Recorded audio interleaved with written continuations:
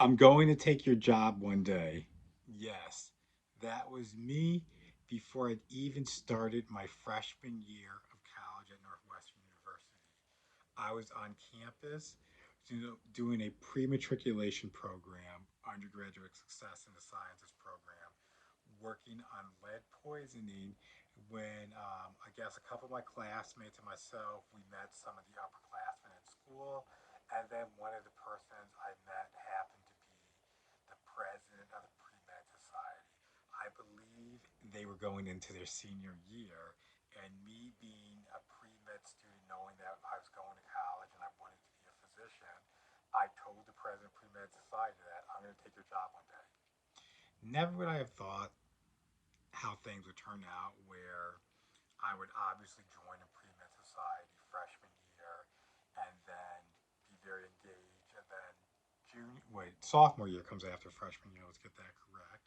So sophomore, I've joined the e-board and served as the treasurer of the organization. And then for my junior and senior year, I served as the president of the pre-med society at Northwestern University. And being pre med was not easy. It was a lot of work in Northwestern. We're on the quarter system, and I just remember every single quarter when we first started out with fall quarter, the whole lecture hall was filled to the brim with all these pre med students. A lot of them come from families where their parents or somebody of the member of the family is a physician, everything like that. So it was kind of a foregone conclusion that you're going to be a doctor just like everybody else in the family. Me, no physicians, no medical background in the family or anything like that. I just thought, oh man, I came from this public school in Pennsylvania. I'm going to be outgunned, outmanned, outsmarted by all these other super high achieving students, and that was just reality. But you know what? I knew I wanted to be a doctor, and I got wrecked on my first general chemistry exam. And I'm like, oh boy, we are now in the big leagues, and something needs to be done differently. And so I remember I got a tutor, so we worked with a tutor probably at least on a weekly basis, maybe even twice a week or so, meeting with a tutor, going over things, and just doing everything that I needed to do to be a strong candidate for medical school and also even just to graduate undergrad and do things like that. And caveat, so there's a caveat too after all of this. So I came to Northwestern, I declared I was pre-med and all of that stuff, still did everything I needed to do to be a pre-med. However, I was a political science major. People get shocked and are surprised, like, wait a minute, you went to college knowing that you wanted to be a physician, yet you majored outside of the sciences and majored in political science. I said yes, because I have always enjoyed politics, followed that ferociously, and just very attuned to what's happening in politics. So figured with everything with medicine, I'm going to have the rest of my life to practice medicine. This would be my opportunity to do something a little bit different and pursue something I really enjoy as well. And that was politics. I really enjoyed being able to do that. And so that's a little bit different. And so if you're pre-med out there and you're deciding on a major, one piece of advice came from the University of Pittsburgh School of Medicine is pick a major, whatever you want to major in, but make sure you excel in it because they're going to expect, like, okay, you picked this major for a reason. And so medical schools want you to do well in your course of study. So that's just something to keep in mind. It's not like back in the day when you had a major like biology, biochemistry, chemistry, or something like that. Now people can really run the gauntlet, the whole entire range of spectrum of what they want to do for their respective majors and what they want to do during their undergraduate time. So I want to keep this moving forward. So I did all of that, and being a political science major, I had more options. But one of the themes that we did at Northwestern was because Northwestern is a very difficult and rigorous school, what we would do is we would take our science courses at Harvard. And so I then spent most of my pre-med curriculum was completed at Harvard. I definitely did biology at Harvard for one summer, then came back to do organic chemistry at Harvard for another summer. And it was difficult. It wasn't easy, and especially Orgo. That was a beast of a class, and everybody knows all about Orgo and what you got to do for that. I remember we had this one teaching fellow because it's Harvard. They don't say teaching assistants; it's the Ivy League, and so it's a teaching fellow that you will have.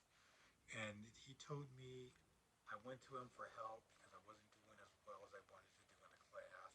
He kind of he knew who I was, Jason at the time, or whatever. It's still Jason, Doctor Spears, whatever you want to do. And he was like, Jason, he looked over some things, looked at the grade book, looked at my grades, how I was doing, and he point out, flat out told me he was like, with grades like these, you'll never get into medical school. Now, when you hear that, there's two things you can do. You can either agree with that, get sad, and say, you know what, this person's right, and I'm going to walk away from all of this and not do medical school or anything like that. That's the one thing you can do. Or you can say, you know what, I'm going to show this person what I'm really about. I'm going to figure out how to study. I'm going to get the grades I need, and I'm going to excel in this class. Me, that was a competition, and I played to win. And so I went in there, and I just studied. Again, had another tutor from Harvard that helped me with organic chemistry, was able to turn my grades around and do what I needed to do in that class. And so a lot of students, they also say things like, oh, these professors are really not helpful or anything like that. And yeah, some of them aren't going to be helpful. Some of them are kind of not advocating for your success, more looking for you to fail or not get the grades that you want. Just got to know that going into it, and just know that the opinions of others or what others say about you doesn't matter. You got to know in your heart what you're about, what you're capable about, and even if you don't think it, you need to believe it and change your mind to the mentality to keep pushing through and pushing forward on things. So let's fast forward a little bit. So we did all this academic stuff, and senior year, time to study for the MCAT.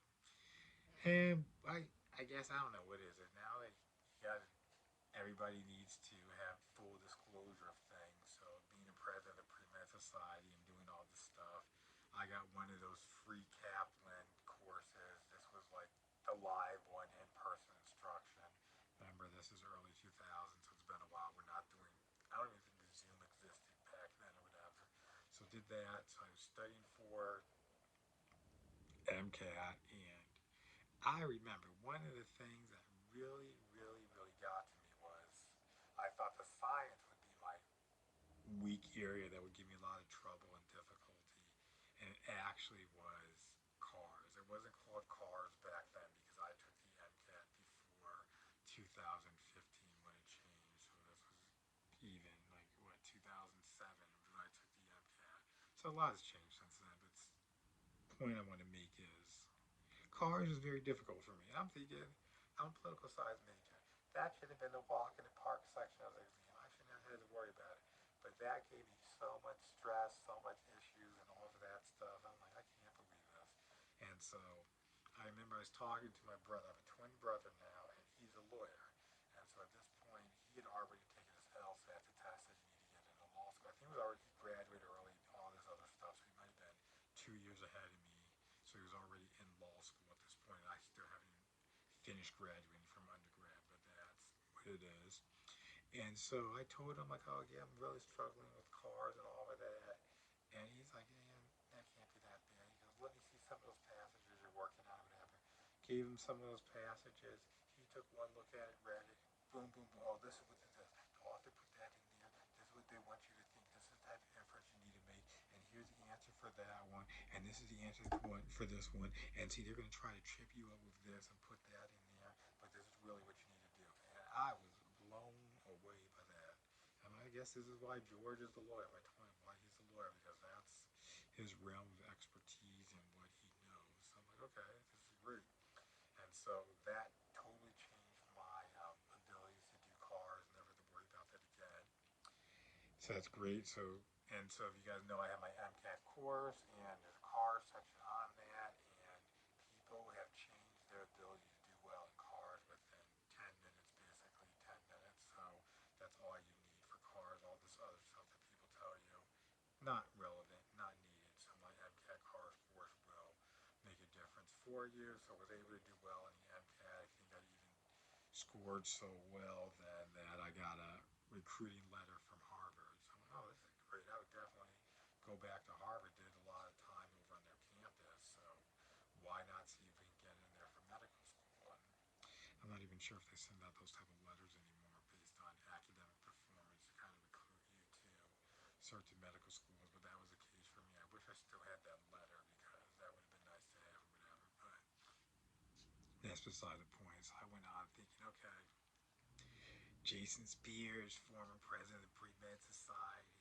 did all these extracurricular activities, was a student athletic trainer at Northwestern, came in on a mission and goal that you're going to be applying to medical school, you're going to be a future doctor. Things are set, took the MCAT, surprised myself with the score, had assistance with writing my personal statement from an AdCom at Northwestern Feinberg School of Medicine. So I'm like, okay, everything's set. This is golden. We're going to just make things happen and go through the application process. And did that, submitted my application, did an what was it? Yeah, AMCAS, submitted everything through AMCAS, did all of that, and applying. And this time, most schools automatically send out secondaries. Okay, filling out these secondaries. Know what I need to put into these secondaries. That's great. Go through the process. Now we're in the fall of the application year. Not getting interviews. Okay, okay, maybe she's Ivy League married. Maybe I shot a little bit too high. And these Ivy Leagues weren't the best idea for whatever reason because I know my GPA wasn't super, super still out of the world, but it was decent. So, like, okay, all right. And then we get some more rejections. So I'm like, okay, this is not good. I'm like, I need to get some interviews. More rejections. And I remember I was back in Chicago waiting at one school, and I'm like, it just takes one school for everything to change. And then it was either January or February when I got the notification from the last school I was waiting. I still remember. I don't remember all the schools I applied to. I remember this school. It was Loyola University, right outside of Chicago, and they had rejected me. And then that was painful, unexpected, disappointing because for all these years I planned on going to medical school, becoming a doctor, did all this great work. I thought I had like all the extracurriculars, had all the help with everything, was even president of pre-med society, anything, and I knew contacts from all the top medical schools throughout the country, and I'm just shocked. I had no clue what was going to do. I'm like, okay, well, if that's the case, it was probably because my GPA wasn't the best. I could think that's probably the only reason I could improve upon. So I will have to fix a GPA. And the way that you fix a GPA is you go to grad school. So you do like a post-bac or special master's program, what it's officially referred to, because I had already completed most of my pre-med requirements. So I went ahead and did that, did the applications for that, and I got in. I got into many of the master programs I applied to. That wasn't even a question out for debate or anything like that. So I got in, did that, and at some point I contacted AMCAS to kind of figure. Oh, it was when I was applying to these master programs. One of the people they were asking me about my application and what was going on in regards to that. And so what I did was they looked over everything and they said something doesn't seem right. I'm like, oh, are you serious? They're like, yeah, something really doesn't seem right. We actually went through your application by hand and something isn't adding up. I said, okay. So contacted AMCAS in regards to that, and they said, okay, well, we'll take a look at your application, see what's going on. Waited a couple weeks. Somebody then got back to me. They're like, we're going to have to escalate it up the chain. We flagged it and we moved it up. Waited a bit longer and then got the email that you never want to get. It was something that's unexplainable, can never put a finger on it, but this is what they said. They said, Mr. Spears, We're sorry to inform you AMCAS has made an error in your application and we gave you 0 credit hours for your coursework completed at Harvard. Now you gotta remember, when you apply to medical school, you have to put all the coursework you've taken or all the colleges, universities you attended since high school. So I have my Northwestern where I got my degree at, and then I did most of my pre-med coursework at Harvard over the summers. And so what happened when AMCAS calculated everything, they did not put the Harvard coursework there. It showed like on the paper version, but the electronic one that the schools were using, it didn't have it. And so for them, those medical schools are like, why is this guy applying to our school and he hasn't even completed his basic pre-med requirements? And that was devastating because I'm like, I did all this work, had this plan, green light plans of getting into medical school, being a doctor, and some fluke air totally set me down a different path or whatever, where it wasn't what I thought it was going to be, and I should have been in medical school. And then I put this out there in the public sphere, which at the time was Facebook, so I put it out there, announcement on there. I'm not sure if I had some of the letter there. I probably wrote it in there. Got all these responses. I can't believe that, Spears. That's so disappointing. You should sue AMCAS. I totally believe in you. I can't believe something like that would ever happen. And I'm one of those people. I try to take a neutral, positive outlook on things. And so I was just like, you can't change the past. You only have now, the present, and the future. So we can only work forward and do what we need to do.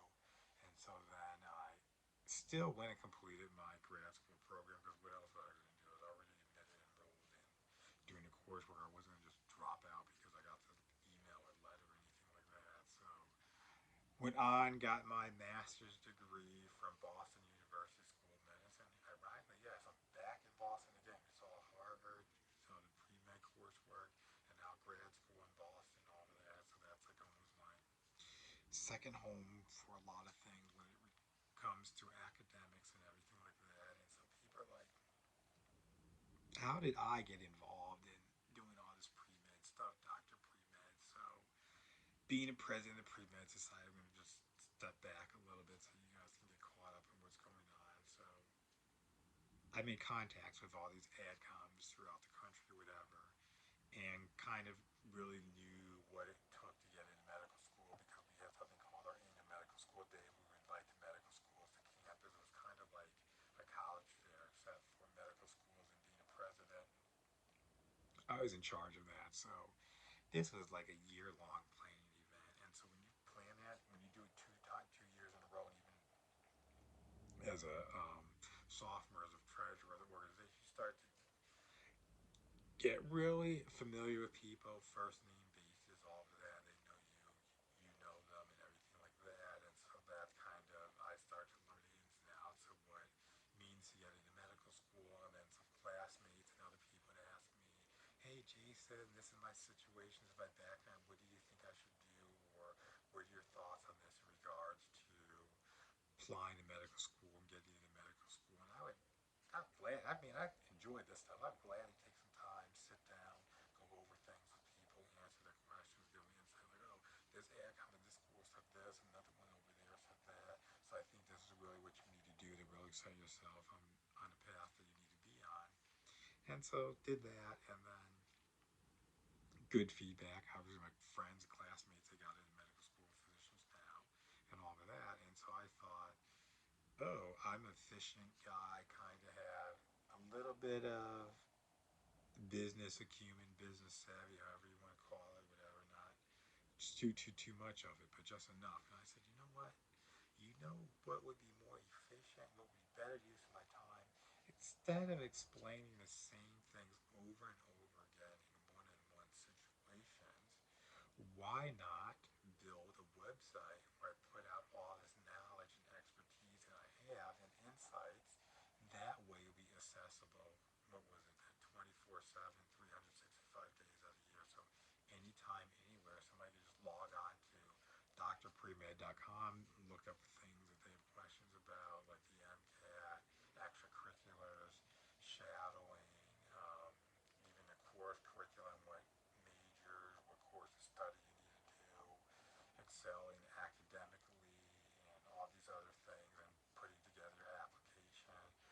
writing your personal statement, secondaries, all of that. Just one stop shop for everything related to being pre-med and getting into medical school. And so started that way back when. That was actually in August of 2008 is when I got to work, and have been doing that ever since. I mean, obviously, there were times when I was in grad school, there was times when I was in medical school or whatever, but that website has been consistently around since then, and that's over 10 years, decade, almost 15 years going on right now. We're at 14 because it's 2022 right now, so that just shows you the longevity. I'm not one of those people that's going to be here today, gone tomorrow, has this extensive track record for that, and here to help you guys do what you need to do to get into medical school. Obviously, I did what I need to do. I ultimately did go and reapply and got into medical school, did medical school, and moving on to the next steps in my career and all of that. I just really want to help you guys on your journey get where you need to be. And as you can see, mine wasn't a straightforward path. And I say everybody has their own journey, their own path, what they need to do, but it's ultimately about ultimately getting there and ending up where you need to be. And so that's the goal that I have for you. I just wanted to share a little bit of my background and story for you guys. I went to medical school in New York City, so if you're keeping track of things, I went to undergrad in Chicago, grad school in Boston, and then medical school in New York City. So as you can tell, I like the big cities and all of that stuff. So that's just something that I've gravitated towards, and now I'm just at a point where I'm just like, okay, still working with students and even doing a lot with medical students and what they need to do for their boards and licensing exams. I help them out with that.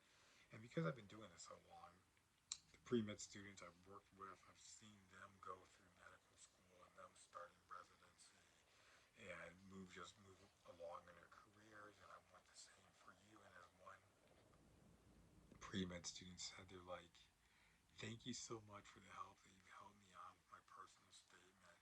And I really wish I knew about your website sooner, that I came across it, because you have so much insight, advice, and tips to help students who hopefully one day wish to be in your shoes one day. And so that's always gratifying to know that I'm making a difference. And this applicant who decided to work with me obviously became in my shoes. She's doing her own thing now. She's on, what is it, hematology oncology. That's what she's specializing in, and got so many other stories about that, about what the students are doing after they graduate, family medicine, somebody in surgery, and they're all across the country. And so I just invite you, if you have questions, if you want to learn more about myself, if you want to learn more about the programs, the coaching, what I have on the personal statement editing, and just all different facets of what you can do to optimize and maximize your chances of success for making the most of your pre-med years and having a clear-cut, straightforward path to medical school. I really want you to reach out to me. You can find me on at DoctorPremed.com. That's the website where I'm at. And I'm Dr. Spears. I look forward to hearing from you and being your next, being the guy that helps you get to the next level, because I think as a pre-med, you deserve to be a future doctor, and I look forward to seeing you in your white coat and stethoscope. Again, this is Dr. Spears of DoctorPremed.com. Thank you.